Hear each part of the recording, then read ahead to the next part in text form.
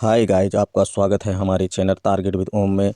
आज हम देखेंगे एनसीईआरटी और एनसीईआरटी का पूरा सार संग्रह दिया हुआ है जो मैकग्रा हिल ने, जो सभी ऑल टेट के लिए महत्वपूर्ण है। इस बुक के राइटर हैं मैकग्रा हिल। और ये पर्यावरण का पहला चैप्टर देखते हैं, जिसके अंतर्गत हम पढ़ेंगे पर्यावरण का अर्थ, परिभाषा, पर्यावरण के घटक, पर्यावरण के क्षेत्र, स्थलमंडल, जलमंडल, वायुमंडल, जैवमंडल, परिस्थितिकी तंत्र या परितंत्र, परिस्थिति तंत्र के घटक, खाद्य श्रृंखला, खाद्य कड़ी, खाद्य श्रृंखला के स्तर, खाद्य जाल के बारे में, पर्यावरण संरक्षण, अंतर्राष्ट्रीय सम्मेलन, मानव पर्यावरण पर स्टॉकहोम सम्मेलन 1972, पृथ्वी सम्मेलन 1992, भारत में पर्यावरण संरक्षण अधिनियम पढ़ेंगे 1986 वाला, पर्यावरण संबंधी प्रमुख आंदोलन, चिपको आंदोलन, इपको आंदोलन, नर्मदा आंदोलन, पर्यावरण संरक्षण संबंधी पुरस्कार, इंदिरा गांधी पर्यावरण पुरस्कार, राजीव गांधी पर्यावरण पुरस्कार, स्मरणीय तत्व, अभ्यास प्रश्न और पूछे गए जो पिछले वर्षों के प्रश्न हैं सभी इसमें दिए हुए हैं। ये पहले चैप्टर में इतना बताया गया है, इसके 15 चैप्टर है। अगर इसको पढ़ लिया तो आपका एक भी प्रश्न गलत नहीं होगा। तो देखते हैं पर्यावरण का अर्थ और परिभाषाएं। पर्यावरण शब्द परिधन आवरण शब्द से मिलकर बना है। जो परिधन आवरण शब्द की संधि से बना है, जहां परि का अर्थ होता है चारों तरफ, आवरण का अर्थ होता है घेरा। तो इस प्रकार पर्यावरण का अर्थ क्या हुआ? चारों तरफ से घेरना।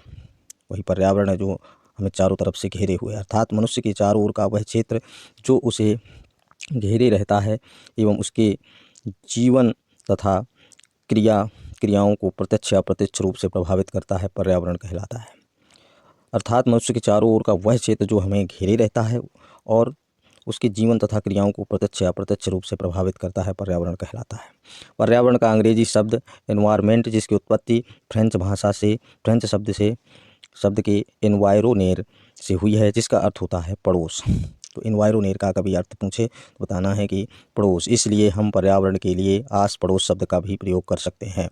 दूसरे शब्दों में हम कह सकते हैं कि हमारे आस पड़ोस में पाए जाने वाले लोग, स्थल, वस्तुएं, प्रकृति पर्यावरण कहलाते हैं। अब देखेंगे हम पर्यावरण की घटक।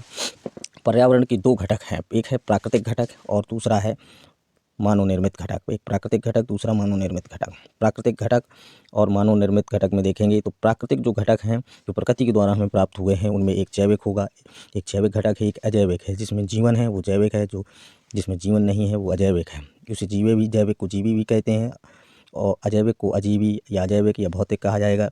जैसे कि सजीव प्राणियों का संसार, जैसे जंतु एवं पादप। जंतु में भी जीवन होता है और पादप में भी जीवन होता है, इसलिए ये जैविक है। अजैविक में जैसे स्थल, जल, वायु, प्रकाश, मृदा। इसके एग्जाम्पल याद रखना है क्योंकि उसके एग्जाम्पल पूछता है। मानव निर्मित, प्राकृतिक हो गया दो प्रकार का। फिर मानव निर्मित में जैसे इमारतें हैं, उद्योग है, सड़कें हैं, पुल है, पार्क है इत्यादि ऐसे। अब देखेंगे हम पर्यावरण के क्षेत्र। पर्यावरण की 4 क्षेत्र, घटक 2 हैं और क्षेत्र हैं 4 पर्यावरण के: स्थलमंडल, जलमंडल, वायुमंडल, जैवमंडल। अब स्थलमंडल के बारे में पढ़ेंगे। पृथ्वी के ठोस ऊपरी परत या प्रपटी को स्थलमंडल कहते हैं। पृथ्वी का लगभग एक तिहाई यानी 29% भाग स्थलमंडल है। और जलमंडल कितना है? 71%।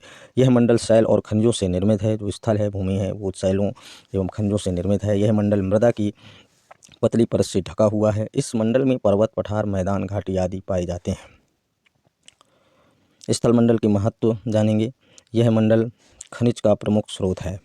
ये खनिजों का प्रमुख स्रोत है। यह मंडल हमें वन, कृषि, रहने के लिए भूमि प्रदान करता है। यह मंडल पशुओं के चरने के लिए घास स्थल प्रदान करता है। अब हम देखेंगे दूसरा मंडल, स्थलमंडल के बाद जलमंडल।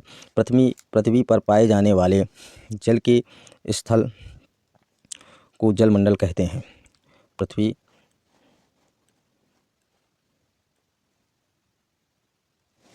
पृथ्वी का लगभग 2/3 भाग जल से ढका हुआ है। महासागर, झील, नदियाँ, अन्य जलाशय सम्मिलित रूप से जलमंडल का निर्माण करते हैं। जल विभिन्न दिशाओं जैसे कि बर्फ के रूप में कहीं और वाष्प के रूप में और भूमिगत जल के रूप में पाया जाता है। जलमंडल के महत्व क्या क्या हैं? जल सभी जीवों के लिए आवश्यक है। जल से ही बादलों का निर्माण होता है एवं वर्षा होती है। अब पढ़ेंगे हम वायुमंडल। पृथ्वी के चारों ओर मौजूद वायु के आवरण को वायुमंडल कहते हैं। वायुमंडल कई प्रकार की गैसों जैसे कि नाइट्रोजन, ऑक्सीजन, कार्बन डाइऑक्साइड आदि का मिश्रण होता है। इस मंडल में धूल के कण और जल वाष्प भी पाई जाती है। वायुमंडल का महत्व: यह सूर्य की हानिकारक किरणों से हमारी रक्षा करता है। यह मौसम एवं जलवायु में परिवर्तन लाता है। यह रेडियो संचार में मदद करता है। वायुमंडल। अब आता है जैवमंडल। पृथ्वी का वह संकीर्ण क्षेत्र जहाँ पर स्थल, जल, वायु जीवन को संभव बनाते हैं जैवमंडल कहलाते हैं। अर्थात जहाँ स्थलमंडल, जलमंडल और वायुमंडल मिलकर के मनुष्य को जीवन को सुचारू रूप से चलाते हैं, इसलिए उसे जैवमंडल कहते हैं। जंतु एवं पादप मिलकर इस मंडल का निर्माण करते हैं। जैवमंडल का महत्व क्या है? यह जीवन के लिए अनुकूल परिस्थितियाँ प्रदान करता है।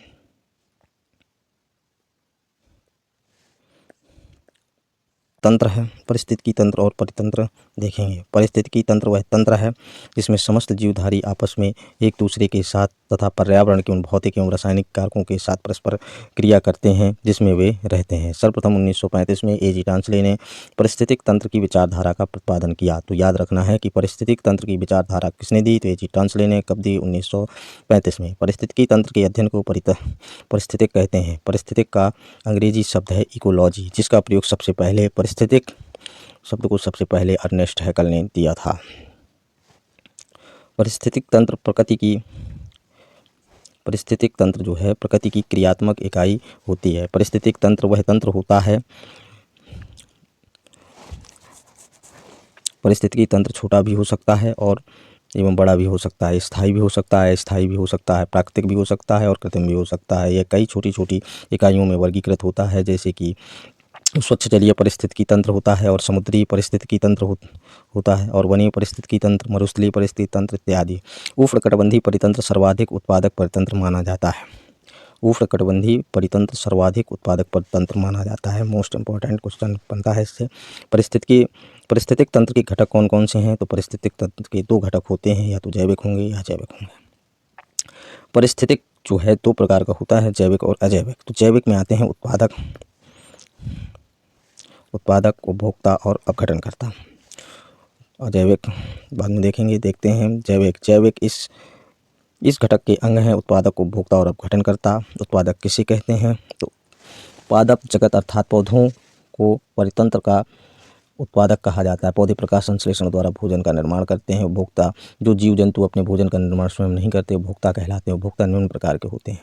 एक है प्राथमिक उपभोक्ता, द्वितीयक उपभोक्ता, तृतीयक उपभोक्ता। प्राथमिक उपभोक्ता वे शाकाहारी होते हैं एवं पौधे की पत्तियों और कोमल तनों को जो खाते हैं, अर्थात जो पौधों को खाते हैं वो प्राथमिक उपभोक्ता। और द्वितीयक ये शाकाहारी जीवों को खाते हैं, जैसे कि मेढक, बिल्ली, लोमड़ी। तृतीयक उपभोक्ता ये प्राथमिक उपभोक्ता एवं द्वितीयक उपभोक्ता को खाते हैं, या फिर दोनों उपभोक्ता को खाते हैं, जैसे शेर हिरण को भी खाता है और लोमड़ी को भी खाता है। मोर सांप को खाता है, बाज सांप को खाती है। सर्वाहारी ये उत्पादक एवं प्राथमिक उपभोक्ताओं का सेवन करते हैं, जैसे मनुष्य, बिल्ली, कौवा, मोर इत्यादि ये सर्वाहारी की श्रेणी में आते हैं।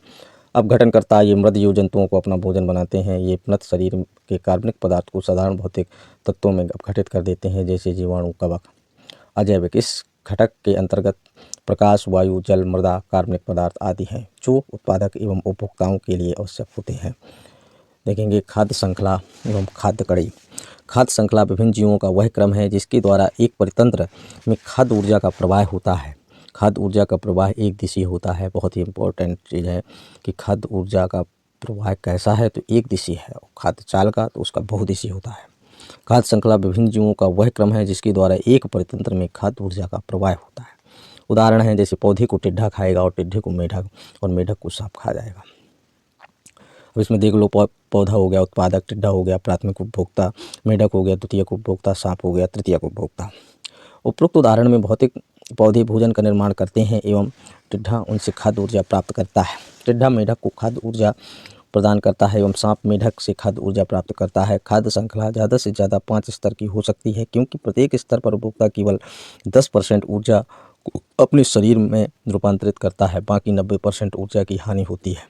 उपभोक्ता के द्वारा 90% संचित ऊर्जा के रूपांतरण को, जो 10% संचित ऊर्जा के रूपांतरण को लिंडमान का 10% का सिद्धांत कहा जाता है। ऊर्जा का मुख्य स्रोत क्या है? तो सूर्य है। ये याद रखना है। ऊर्जा के 10% का सिद्धांत किसने दिया था? तो लिंडमान ने। किसी भी परितंत्र में मूल उत्पादकों में अत्यधिक ऊर्जा मिलेगी और सर्वश्रेष्ठ श्रेणी के उपभोक्ता से सबसे कम ऊर्जा मिलेगी। इस कारण ऊर्जा का पिरामिड हमेशा सीधा होता है, अर्थात उत्पादक में सबसे ज़्यादा ऊर्जा होगी, जो उत्पादक होगा उसमें सबसे ज़्यादा ऊर्जा, फिर प्राथमिक उपभोक्ता में और कम ऊर्जा, फिर द्वितीयक में लेगा तो ओनली 10% का नियम है, उस अनुसार से द्वितीयक और कम मिलेगी, तृतीयक को और कम मिलेगी। ऊर्जा का पिरामिड याद रखना है सीधा बनता है। खाद्य श्रृंखला के स्तर, जैसे 2 स्तरीय पूछे तो पौधे को हाथी खाता है, तो पौधा हो गया हमारा उत्पादक, हाथी हो गया प्राथमिक उपभोक्ता। अब 3 स्तरीय में, त्रिस्तरीय में पौधे को हिरण खा रहा है, पौधे को हिरण खाएगा, हिरण को बाघ खाएगा। 4 स्तरीय में पौधे को खरगोश खा रहा है, खरगोश को लोमड़ी, लोमड़ी को बाघ। 5 स्तरीय पौधे, 5 स्तर से ज़्यादा होती भी नहीं। पौधे को कीट खाता है, कीट को मेंढक, मेंढक को सांप, सांप को मोर। अब आता है खाद्य जाल। अभी हमने पढ़ा खाद्य श्रृंखला, अब हम पढ़ेंगे खाद्य जाल। अनेक खाद्य श्रृंखलाओं का समूह खाद्य जाल कहलाता है। खाद्य जाल में ऊर्जा का स्थानांतरण का मार्ग बहुदिशीय होता है। परतंत्र में खाद्य जाल का होना आवश्यक है, क्योंकि यह पृथ्वी के प्राकृतिक संतुलन को बनाए रखता है। अब इस चार्ट को आप देखिए ध्यान से। जैसे पौधा है, पौधे को टिड्डा भी खा रहा है, खरगोश भी खा रहा है, और टिड्डे को मेंढक खा जा रहा है, मेंढक को सांप, सांप को बाघ। पौधे को बकरी भी खा रही, बकरी को मनुष्य खा जा रहा है। इस तरीके से खाद्य जाल फैला रहता है। अब आती हम पढ़ेंगे पर्यावरण का इम्पोर्टेंट टॉपिक, पर्यावरण संरक्षण। मनुष्य और पर्यावरण का साथ अटूट है। पर्यावरण को अगर नुकसान पहुंचता है तो इसका सीधा प्रभाव मनुष्य पर पड़ता है। यह सत्य है कि पर्यावरण की देखरेख का जिम्मा मनुष्य पर है, परंतु यह भी अटूट सत्य है कि पर्यावरण को सबसे ज़्यादा नुकसान मनुष्य ही पहुंचाता है। जैसे जैसे मनुष्य की आवश्यकताओं में वृद्धि होने लगी है, वैसे वैसे पर्यावरण को नुकसान पहुंचने लगा है। आज सबसे बड़ा विषय है पर्यावरण की रक्षा करना, और अंतर्राष्ट्रीय एवं राष्ट्रीय स्तर पर इसके लिए प्रयास जारी है।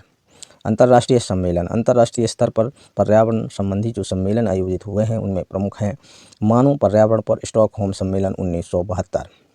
यह सम्मेलन स्वीडन के स्टॉकहोम शहर में 5 जून 1972 को आयोजित किया गया था। कौन? मानव पर्यावरण पर स्टॉकहोम सम्मेलन। स्वीडन का एक शहर है, स्वीडन देश है, उसके एक शहर है स्टॉकहोम शहर में 5 जून 1972 को आयोजित किया गया था। पर्यावरण के संरक्षण के संबंध में अंतर्राष्ट्रीय स्तर पर यह पहला प्रयास किया गया था। इस सम्मेलन में सभी के लिए एक ही पृथ्वी का सिद्धांत अपनाया गया था। इस सम्मेलन में संयुक्त राष्ट्र पर्यावरण कार्यक्रम UNEP, United Nation Environmental Programme का जन्म हुआ। इस सम्मेलन में 119 देश ने हिस्सा लिया था। इस सम्मेलन का प्रमुख उद्देश्य था कि अंतर्राष्ट्रीय स्तर पर पर्यावरण का संरक्षण, उसमें सुधार करना था। इस सम्मेलन में यह घोषणा की गई कि 5 जून को विश्व पर्यावरण दिवस के रूप में मनाया जाएगा, जो कि आज भी मनाया जाता है। तो याद रखना है कि स्टॉकहोम सम्मेलन में ही 1972 से ही 5 जून को विश्व पर्यावरण दिवस मनाया जाता है। पृथ्वी सम्मेलन 1992, यह सम्मेलन ब्राज़ील की राजधानी रियो डी जेनेरियो में 3 जून 1992 को आयोजित किया गया था। इस सम्मेलन में 1982 देशों ने हिस्सा लिया था। तो पृथ्वी सम्मेलन 1992 याद रखना है, ब्राज़ील की राजधानी रियो डी जेनेरियो में हुआ था 3 जून 1992 को, और इसमें 182 देशों ने हिस्सा लिया था। इस सम्मेलन में पर्यावरण और विकास पर एक दस्तावेज जारी किया गया था, जिसे एजेंडा 21 कहा जाता है। तो बताना एजेंडा 21 का संबंध है, तो बताना है कि पृथ्वी सम्मेलन से। भारत में पर्यावरण संरक्षण अधिनियम जो भारत में चला 1986 का, यह अधिनियम 1972 में हुए मानव पर्यावरण पर संयुक्त राष्ट्र सम्मेलन की घोषणा को लागू करने के लिए किया गया था। यह अधिनियम 19 नवंबर 1986 से लागू किया गया है। इस अधिनियम का प्रमुख उद्देश्य है पर्यावरण संरक्षण एवं सुधार के लिए योजना तैयार करना था। पर्यावरण संबंधी प्रमुख आंदोलन, चिपको आंदोलन 1973 में। इसके नेता कौन थे? सुंदरलाल बहुगुणा। इस आंदोलन की शुरुआत आज के उत्तराखंड के गोपेश्वर शहर के रैनी नामक गाँव से हुई थी। चिपको आंदोलन की शुरुआत उत्तराखंड के गोपेश्वर शहर के रैनी नामक गांव से हुई थी। इसके नेता हैं सुंदरलाल बहुगुणा। इस आंदोलन में महिलाएं पेड़ों से चिपक कर उनकी रक्षा करती थीं। आज से लगभग 300 साल पहले, इस घटना की पहले वीक की घटना के बारे में बताना है कि आज से लगभग 300 साल पहले राजस्थान के जोधपुर शहर के खेजड़ली नामक गाँव में खेजड़ी वृक्ष की रक्षा करते हुए मृता देवी बिश्नोई ने अपनी जान दे दी थी। चिपको आंदोलन 1993 वो हुआ था कब? 1973 में चिपको आंदोलन। इपको आंदोलन 1993। इस आंदोलन के नेता हैं पांडुरंग हेगड़े। यह चिपको आंदोलन का ही रूप था, जिसकी शुरुआत कर्नाटक में हुई थी। नर्मदा आंदोलन 1900 1989। इस आंदोलन के प्रमुख नेता कौन थे? बाबा आमटे, मेधा पाटेकर। इस आंदोलन की शुरुआत नर्मदा नदी पर बन रहे बांध के विरोध में की गई थी। इनको बहुत इंपॉर्टेंट है, इनकी एक बार जरूर देखिएगा। पर्यावरण संरक्षण संबंधी पुरस्कार हैं इंदिरा गांधी पर्यावरण पुरस्कार। इसकी शुरुआत 1987 में हुई। ये किसी संगठन या व्यक्ति विशेष को पर्यावरण के क्षेत्र में अतुलनीय योगदान के लिए दिया जाता है। इंदिरा गांधी पर्यावरण पुरस्कार पूछेगा तो 1987 से शुरुआत हुई थी और यह पर्यावरण के क्षेत्र में अतुलनीय योगदान के लिए दिया जाता है। एक है राजीव गांधी पर्यावरण पुरस्कार। इसकी शुरुआत 1993 में हुई। यह उन औद्योगिक संस्थाओं एवं इकाइयों को दिया जाता है जो पर्यावरण संरक्षण संबंधी योजना को अपने उद्योग में लागू करते हैं। अब स्मरणीय तत्व में है कि पृथ्वी सम्मेलन याद रखना है 22 अप्रैल, जैव विविधता दिवस 22 मई, और जल दिवस अगर पूछे तो बताना है 22 मार्च। विश्व पर्यावरण दिवस 5 जून, विश्व प्रकृति दिवस 3 अक्टूबर, विश्व पर्यावरण संरक्षण दिवस 26 नवंबर। पर्यावरण संबंधी सप्ताह और माह है। वन महोत्सव कब मनाया जाता है? कई बार पूछ चुका है सीटेट यूपीटेट में। जुलाई और फरवरी का प्रथम सप्ताह में, जुलाई के और फरवरी के प्रथम सप्ताह को वन महोत्सव मनाया जाता है। वन जीव सप्ताह 1 से 7 अक्टूबर के बीच में। राष्ट्रीय पर्यावरण जागरूकता माह 19 अक्टूबर से 18 नवंबर तक। विश्व में पर्यावरण संरक्षण हेतु कार्य करने वाली संस्था WWF world wide life fund for nature. एक गैर सरकारी संघ है। अगर पूछेगा कि ऐसी कौन सी संस्था है जो गैर सरकारी संस्था है जो पर्यावरण का संरक्षण करती है, तो आपको बताना है WWF। ठीक है गाइज, अगर आपको ये वीडियो पसंद आया हो तो हमारा चैनल लाइक करें और सब्सक्राइब करें। थैंक यू, धन्यवाद।